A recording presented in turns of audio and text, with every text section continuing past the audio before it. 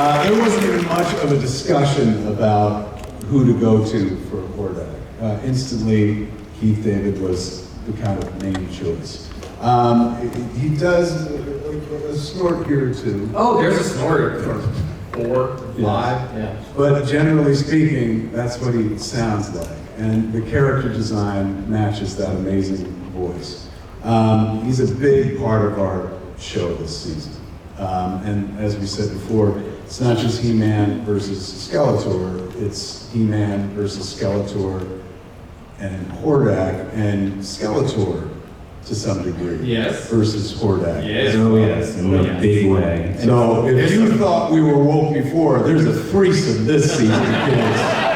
It is a dysfunctional, evil family between Motherboard and Hordak, and the parental roles, and Skeletor, their angry child.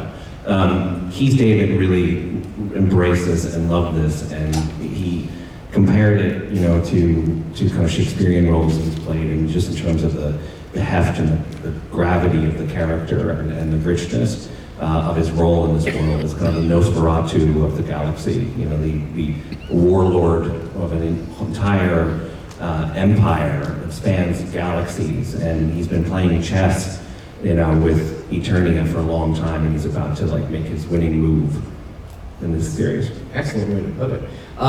It also something you probably picked up in that theme, or some of the themes you probably picked up in that clip, is this notion of magic versus technology. That is a big theme this season. The concept of Motherboard being sort of a technological sort of right hand to Hordak, which is something that he hasn't had in other iterations of Motu. There's always been, Hordak and the Horde is very industrial, very technological. He's always had sort of a right hand that dabbles in magic, and that's gone.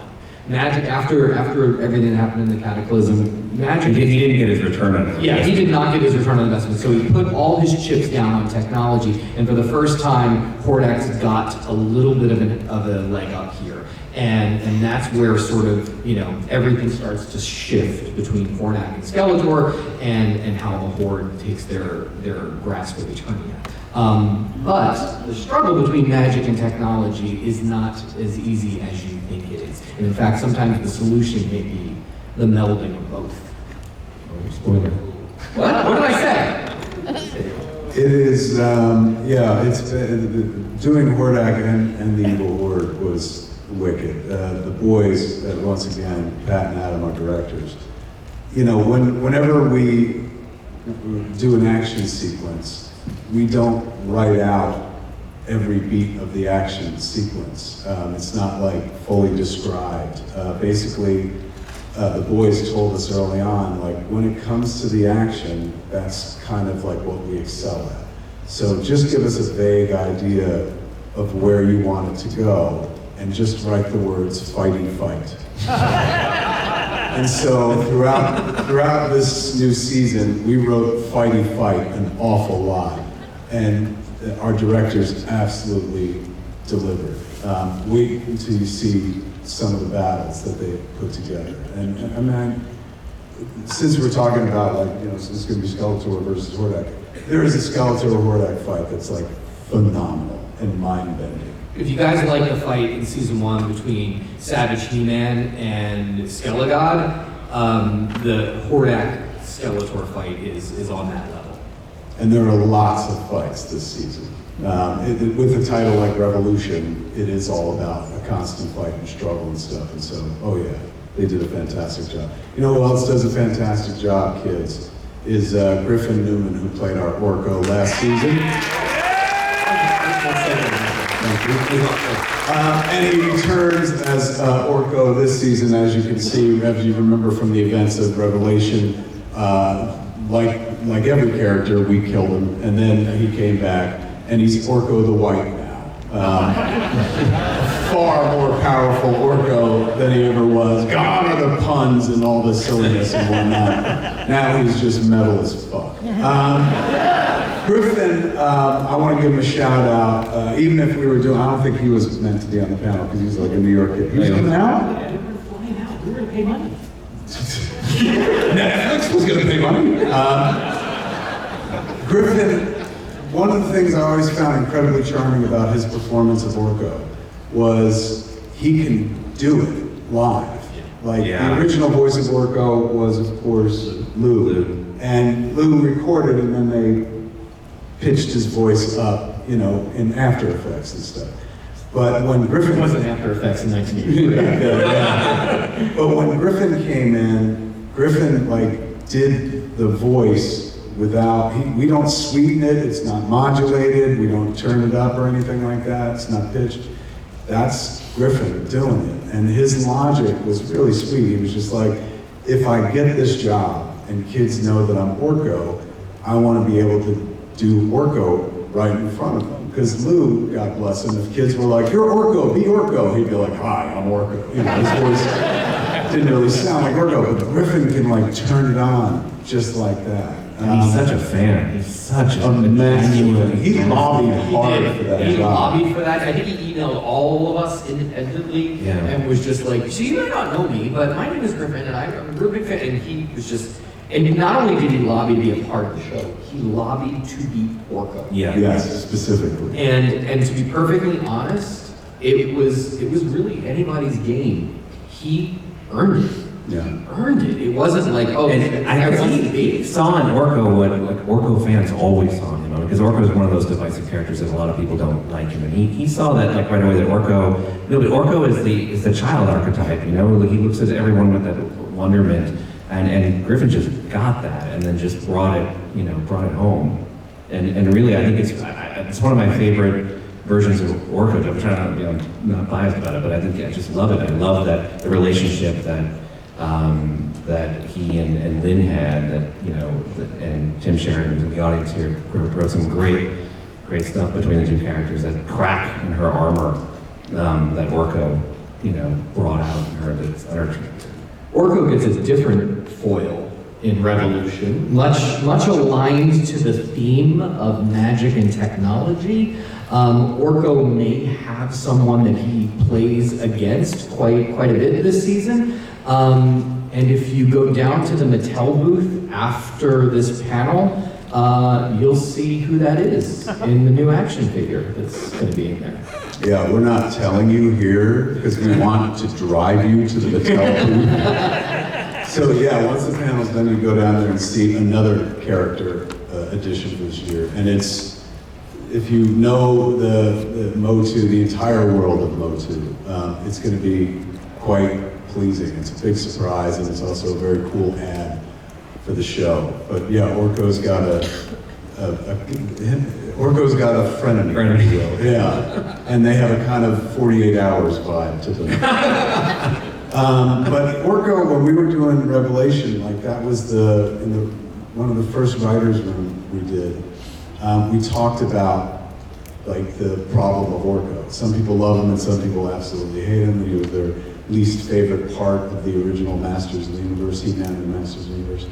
So our idea was like, how do we make Orco cool enough that someone would want to get an Orco tattoo?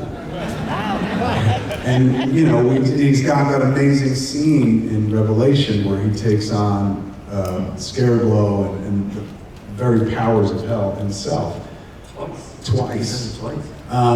And it did result in like our writers' dreams coming true. No bullshit. I have met 5 people with Orco tattoos since our show aired, and it's our Orco, man. So I'm happy, and that has everything to do with Griffin's performance as well. He really committed to it, and Griffin is actually like he's a wonderful actor, but funny, legit funny dude. He does this amazing podcast called The Blank Check. About that's great. Movies and stuff like that. But even outside of that, he does the George Lucas talk show. He's a man of many talents and stuff. But he's not a man at arms. Our man at arms this season, we set up at the end of last season, is the returning Tiffany Smith playing Andra. Andra was our way in for an audience unfamiliar with Motu last season, like somebody who had heard the stories and whatnot. A lot of the story kind of got put through her point of view of dealing with these gods and legends, so to speak. So Andra, by the end of last season, we saw her kind of elevated to Man of Arms. And as you saw in the opening clip, she's taken that role. Man at Arms has taken another role. Are we allowed to Duncan has taken another role. Duncan has Yeah, taken doesn't mean Duncan's gone. Oh, Duncan's back. Oh, no. I know we're not supposed to spoil shit. So now Duncan has become, he's gone from Man at Arms to Man of War. And his suit is so fucking badass. But so that leaves Andra as our Man at Arms. And Tiffany Smith, who like crushed it last season as Andra, returns this season as well. And her character isn't so much the weigh-in for the audience now she's a part of the team. Yeah. She's kind of like a Q branch of the attorney. Very much so. She's the one, you saw that ship, the Cloud Crusher, Yeah. the opening clip. She's the one that develops the tech now at this point. And again, to go back to the theme, a character whose focus has been technology. We set that up in Revelation 2, that she was the engineer, she designed the tech and stuff like that. This season, that comes into play, and at some point, maybe she does something that is, instrumental in how the Horde takes control. Maybe she's got a way in, maybe she's got a way to defend ourselves, but there's an element of her that is utilized to great effect that we set up early on. So. Yeah, and on all the people in Eternos that she's working with, they're kind of her family now, and she really wants to honor them and do great things. And we'll spoil it, she has a lot of great scenes with William Shatner. We won't tell you who William Shatner is playing, but she has a lot of great scenes with him. You guys are all like, who's William Shatner? We can't tell you, but I can tell you this. William Shatner has scenes with Mark Hamill, so Luke Skywalker and Captain Kirk act opposite one another. And he's done talking now. This one's special for me. So Motherboard came out. Did we ever tell the story from Motherboard? Yeah, The existence of Motherboard? we hinted at it. No, not her character. Oh, that's like, the word. Okay, so one of our writers, Dia Mishra, came up with the Triclops cult. Like she was like, when Skeletor leaves, Triclops is the one. He's the kind of man at arms for the bad guys, right? That was sort of started in the 2000X series, and she was like, he would say, to hell with magic, technology wins. And she wrote this thing where he starts the technical cult and they worship something called Motherboard. And it's this kind of like existential concept. And I called Rob one day and I was like, all right, I got a crazy idea. Don't hate me. But Motherboard sounds like a toy from 1983 from the Motu line. It sounds like a figure, like Buzz-Off, Whiplash, Motherboard. And I'm like, what if Motherboard isn't a concept? What if it's a thing? And what if the thing that they're worshiping is actually, it's there the whole time, hidden in plain sight. And it's an anti-sorceress, it's a technological sorceress. And what if it's hidden inside Screech? And Rob was, and there's this dead silence on the phone. All right. That's right. All right. Well, it's really great because, as everyone knows, the biggest, one of the biggest tenets, the DNA of Motu is magic versus technology. And we've seen technology personified before, whether it's been Men at Arms or Trapjaw or Triclops, but to have technology embodied in something that is like the polar or opposite personification that magic is, it's personified by the sorceress, it's just terrific. So it's a great idea. And to have Meg Foster play her as Evelyn herself, a complete joy. She's so good. Every word swirls around in her mouth. She's amazing. Have you seen the figure yet? Oh, The figure, like in our series, Motherboard is not the size of everyone else. She's gigantic. So they made this like gigantic figure. Where can they get that? Downstairs at the Mattel booth, at the Mattel Creations booth. we have an amazing toy design team, and they just completely knock it out of the park. It's really just amazing. And I love Motherboard because Eternia's history is so rich and eternal that like she's basically, there was a time before magic reigned supreme, when technology reigned supreme, and when it was her time to shine. And now, she's more than happy to help try to knock magic off its pedestal and kind of return it to the good old days. So there's just this richness to explore with her character. That's a real deep dive in, I think, was it the Don Blue Bible to talk about Eternia was once a great technological paradise before it was bounced back to the barbarian age, and then technology slowly crept back in. Man, Duncan's was the only guy who knew how to repair the old broken down attack traps, because magic had now reigned supreme. So it's really, the spirit of this is we're really trying to have this be a follow-up to all of the classic lore, and we do some really deep dives on this, and it was a lot of fun. Yeah. Let's talk about another bad guy, our classic bad guy. We got to look at him in action in his new appearance. Let's talk about Skeletor, played by the great Mark Hamill. Yeah.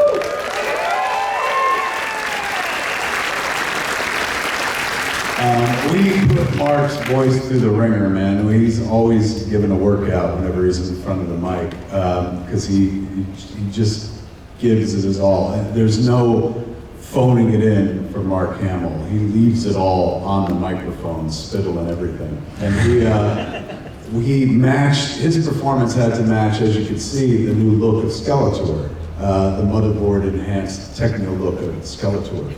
And Mark, of course, more than up for the challenge. He did an amazing job last season. This season, even more so, because we do some really interesting stuff with Skeletor. Let's talk about his giant arm real quick. Well, he's gotten a little bit of a glow up. I mean, he's literally, he glows. Yeah. I mean, he has been put through the techno ringer and come out as a new version of himself, which I think He-Man calls him Skeletech.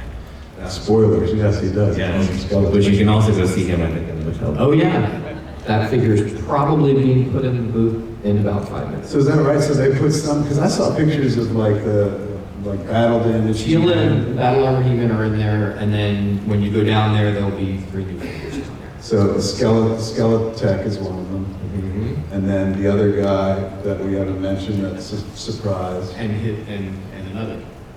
And another. It's the Havoc staff is incorporated into his body this time, as you can see. So he's no longer just carrying it, it's now fused to him as well. Which symbolizes sort of again, I'm a broken record, the theme of magic and technology and the commingling of it. But what Skeletor is racking with is within himself failure. He's been told failure over and over and over again, and he starts to blame magic for it. So the Havoc staff is sort of a brand, and there's a resentment to it. So he sort of internally is giving himself over to technology, and that may not be the best course of action for Skeletor. So he's trying to rack with some internal things as well. It's funny, he and Tila and Adam, they're having this kind of parallel arcs where they're both, in his case, he's got Hordak in that kind of parental, not literal in his case, but parental figure. And he, like the others, is struggling in his own more terrifying way with how is he going to kind of make himself into his own person. So, Skeletor, he's not going to be on a bended knee, where he's not going to for very long. So it's it's so rich, and Mark just loves it. See, this is not me throwing anybody under the bus, but when Revelation came out, a lot of people like Kevin Smith's He-Man, as you can see, this is a triumvirate. These dudes have deep roots in the material and care. Teddy's not just our boss at Netflix, he's a co-author of the piece. Rob is not just our boss at Mattel, also a co-author of the piece. And it's made it such a richer experience because of it. Believe me, you wouldn't want to see the Kevin Smith alone version of Masters of the Universe. Thankfully, we have 2 longtime hardcore fans who go deep with everything, with every character. And it's not, when you saw a few new characters kind of get introduced in the opening sequence that we showed you, classic characters, everyone was given like serious thought and consideration to who do we bring to the table. Which toys are we going to pull out of the toy box to introduce this time around? And for me, I generally work by myself. It's so nice to work with other people, and also, you know, we've got other writers on the show, the aforementioned Tim Sheridan, who is here. Dia also worked on an episode this season as well. So I'm not dodging a bullet here. I just always want to give credit where credit's due, and you hear it in their voices when they talk about, I'm the glib one that makes jokes. These cats are like so serious about this world, man. So I want to thank you boys both for bringing as much love to Masters as you do. What? I know we're not. When can they see Revolution, roughly? We're on track to be early 24. Pretty early 24. Yes. Yeah, early 24. Okay, we're not allowed to say that. Yes. That's what it comes down to. But when does Geek Week happen on Netflix? Later this fall. Still moving. So I imagine there might be a lot of information. There may be something showing up around then. All right, just a real quick straw poll. How many people liked Revelation? Put your hands together.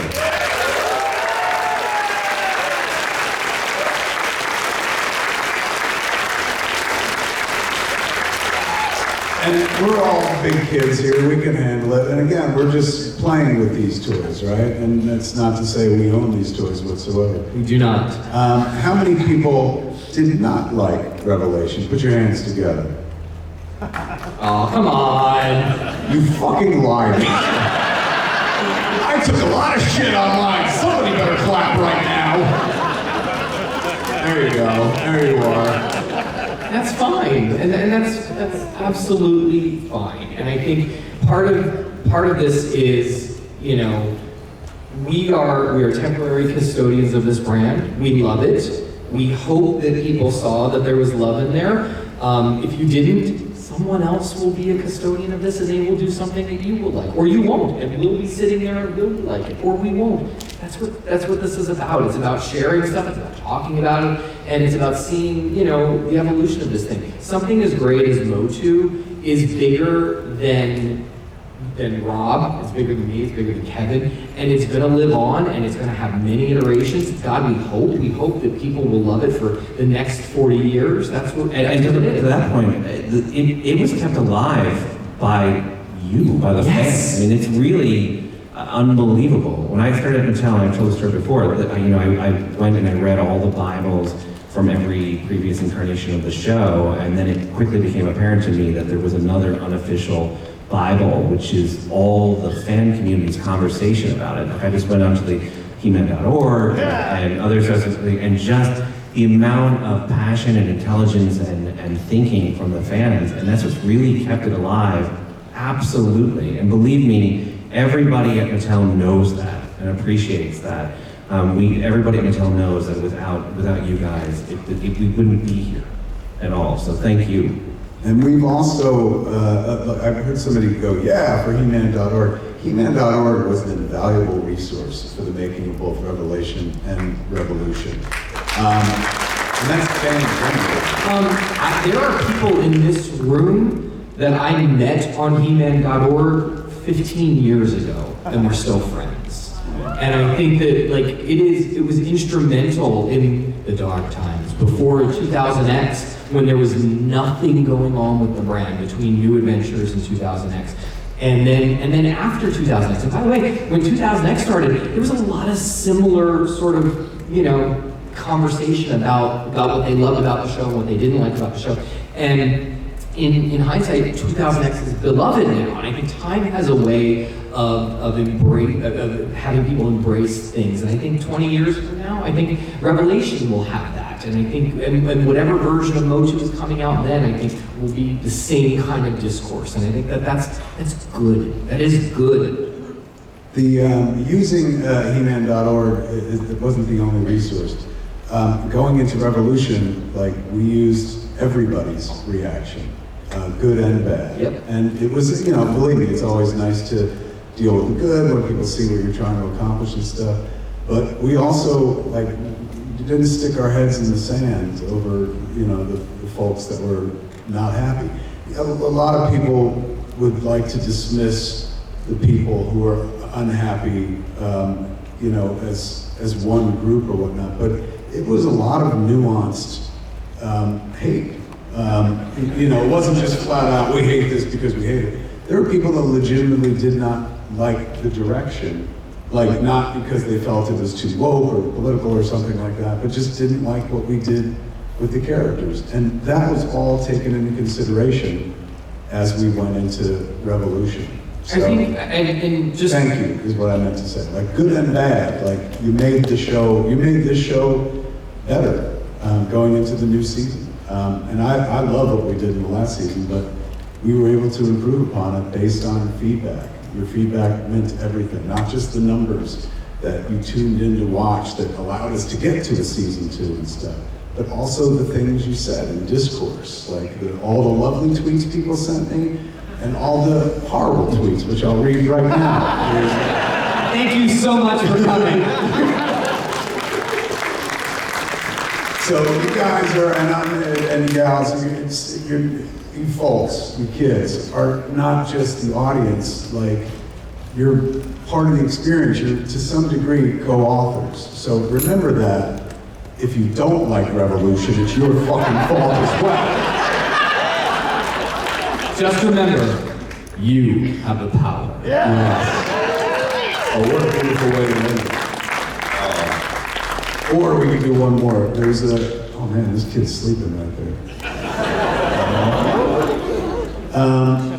Is that, how old is that kid? She's 8. She's 8? She loves the show too, so she's nice. She loves the show, but she fell asleep, just like my mother. Good morning, how are you? We saw you taking a little nap, so we've been talking about you for the last 20 minutes. We need your help. Can you join us real quick? Sleepy, come on up here.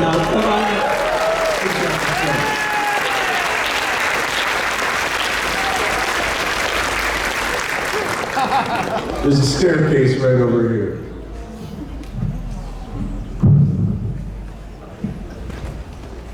Hi. What's your name? Come over here, talk to the mic. What's your name? Everyone say hi to Brinkley. Brinkley, do you know what this is? It's a sword. It is that's right, it's human sword. We want you to take it. No, not for good, just for now. But we want you to take it, and we want you to close us out of the panel by saying the immortal words that He-Man speaks at all times. I'm going to pull the mic as close to you as possible. You look at you're being directed now by a pretty famous director. And you're wearing the same expression as Ben Affleck does. What you want to do is you want to look out right at that audience. And you can't see them, right, because the lights are on and stuff, so it's not intimidating at all. Raise the sword and say the very famous line. You know what the very famous line is? You got to say, I have, all right. I got you are like Affleck. All right, here we go. So I'm going to hold the mic for you. And then you belt it out as loud as you can, and that's how we're going to end the panel. You feel good about this? You can do this quickly. You ready?